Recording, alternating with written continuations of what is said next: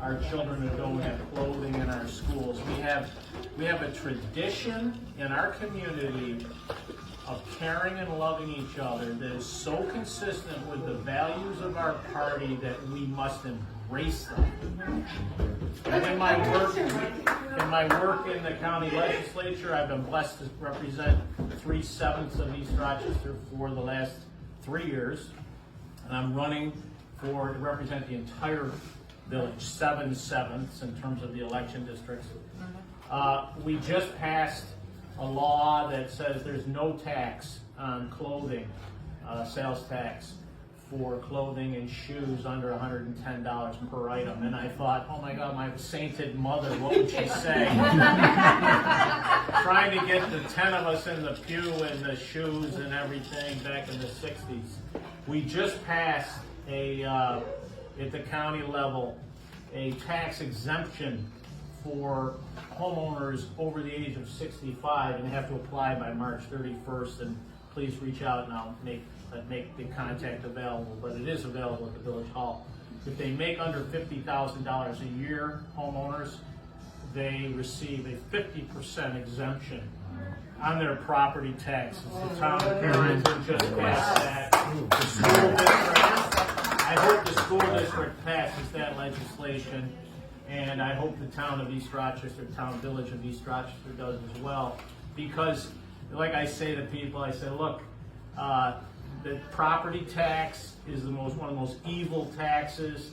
We have people who pay more in property taxes per month than they ever paid for their mortgages.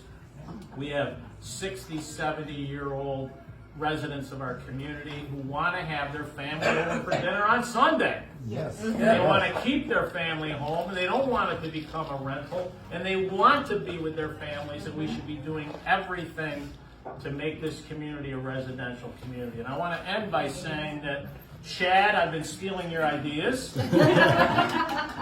Chad's sending me emails. I'm going, this kid knows what he's talking about. So I started stealing his ideas, and I'm currently working hard to get 2 blinker beacons put in front of schools in the town of Barrington, so that we can have safer crossing, because every time I go up to a crossing, somebody drives by me at about 48 miles an hour and doesn't stop for me, and it's like, what are you doing? Because I'm doing a lot of walking in East Rochester because I just stepped away from TV. It might have been me one time. Yeah. You can tell. Yeah. Hey, those cars. Those blinker things would work. Yeah, Sometimes you don't see those that. cars program us to go, right? And I also want to thank you, Chad, for your leadership and your vision.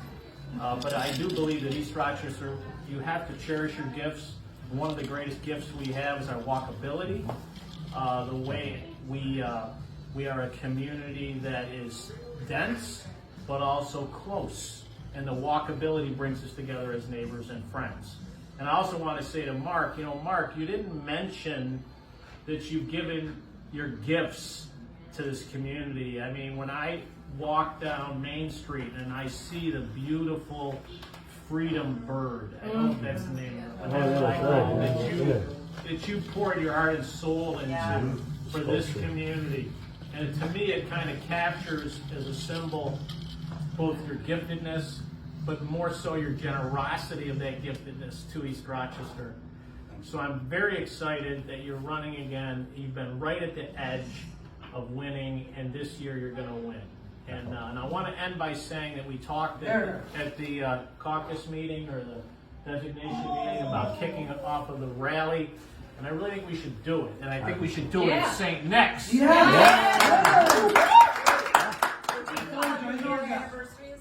Yeah, so I'm all in terms of recruiting Joe Morelli, recruiting Somra Group, recruiting Jen Lunsford, recruiting Adam Bello. To get down, let's get down there and play some music, maybe on a Sunday afternoon, an early afternoon on a Sunday in late March during petitioning. Let's all get together and start raising the roof and raising a little hell for East Rochester and making a little noise. So thanks for letting me talk.